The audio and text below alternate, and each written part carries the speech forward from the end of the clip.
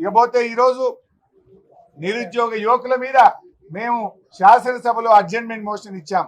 ఆనాడు ఇదే నిరుద్యోగులను కాంగ్రెస్ పార్టీ వాడుకున్నది. మేము రాగానే సంవత్సరంలో 2 లక్షల ఉద్యోగాలు ఇస్తామన్నారు. ఏది మీ జాబ్ క్యాలెండర్? పెద్ద పెద్ద పేపర్ అడ్వర్టైజ్మెంట్లు ఇచ్చారు, టీవీలో అడ్వర్టైజ్మెంట్లు ఇచ్చారు, ఉపన్యాసాలు కొట్టారు, నిరుద్యోగులకు బస్సులు ఇచ్చి వాళ్ళను ఊరూరా తిప్పి ఓట్లు వేయించుకున్నారు. 8 నెలలైనా నీ జాబ్ క్యాలెండర్ ఇప్పటిదాకా నువ్వు ప్రకటించలే. ఇక మిగిలింది 4 నెలలే. 4 నెలల్లో 2 లక్షల ఉద్యోగాలు ఎప్పుడు ఇస్తావు, ఎట్లా ఇస్తావో చెప్పు అని మేము ఇలా శాసనసభలో అడ్జర్న్మెంట్ మోషన్ ఇచ్చాం, వాయిదా తీర్మానం ఇచ్చాం. కానీ దాన్ని ఇలా స్పీకర్ గారు దాన్ని వారు తీసుకోలేదు.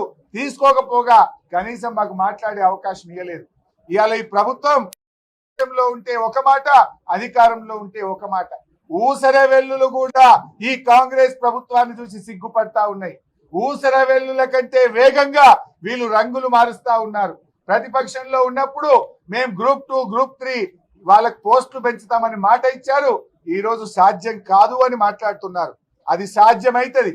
గతంలో ఇదే రాష్ట్రంలో నోటిఫికేషన్ వచ్చిన తర్వాత అనేక పరీక్షలకు పోస్టులు పెంచిన ఉదంతాలు మన రాష్ట్రంలోనే ఉన్నాయి.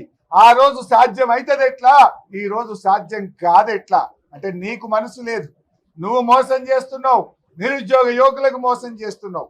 1:100 గ్రూప్ 1 ఉద్యోగాలకు 1:100 కు మెయిన్స్ కు అనుమతి ఇవ్వాలని పిల్లలు పాపం పోరాడుతూ ఉంటే ఆ పిల్లల మీద పోలీసుల చేత కొట్టిస్తా ఉన్నారు.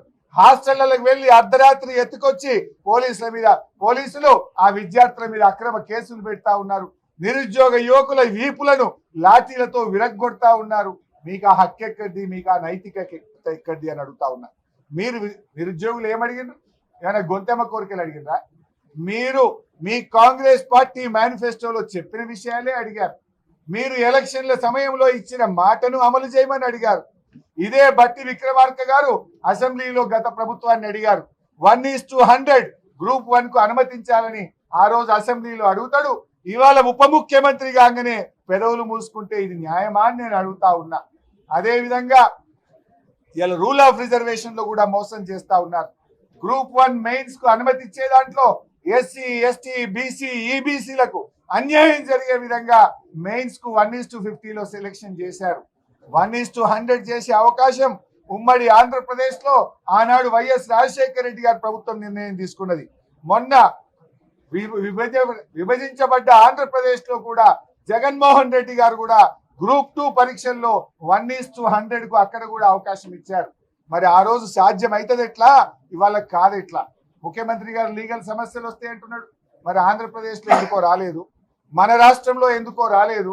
అంటే నువ్వు మనసు లేక, నీకు చెయ్యడం ఇష్టం లేక నెపాలు పెట్టి ఆ నిరుద్యోగ పిల్లల గొంతు నొక్కుతా ఉన్నావు. రాష్ట్రంలో లక్షలాది మంది నిరుద్యోగులకు నీ ప్రభుత్వం అన్యాయం చేస్తా ఉంది. ఇంత ప్రధానమైన సమస్య మీద మేము శాసనసభలో ఈరోజు వాయిదా తీర్మానం ఇస్తే దానికి అవకాశం ఇవ్వకపోవడం చాలా దురదృష్టకరం. ఆ నిరుద్యోగ యువకుల పక్షాన తప్పకుండా బీఆర్ఎస్ పార్టీ పోరాటం చేస్తూనే ఉంటది. రేపు సభలో కూడా ప్రయత్నం చేస్తాం. బయట కూడా ఈ న్యాయమైన సమస్యలు పరిష్కారం అయ్యేదాకా ఈ రాష్ట్రంలోని నిరుద్యోగుల పక్షాన పోరాడతాం.